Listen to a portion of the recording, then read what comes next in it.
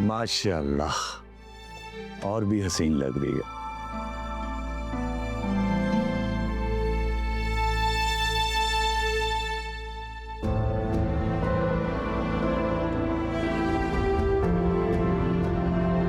पहनो जूती, चलो चल के नाश्ता करते हैं। मैंने मोमल से बोल दिया था कि तुम्हारा फेवरेट फ्रेंच ऑमलेट बनाए विद स्लाइस, लेकिन मैं पराठा खाऊंगा।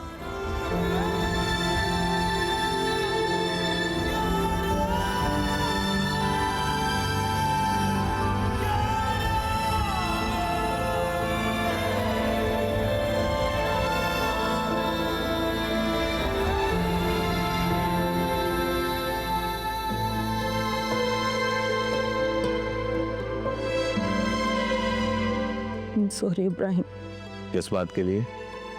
मैं तुम्हारी जिंदगी की सबसे बड़ी खुशी कभी नहीं दे सकूंगी, कभी भी नहीं। अरे पगली, तुम्हें ही शौक था कि बच्चे हों बच्चे हों। मुझे तो ये सोच कर सर में दर्द शुरू हो जाता है कि बच्चे कितना शोर मचाते हैं।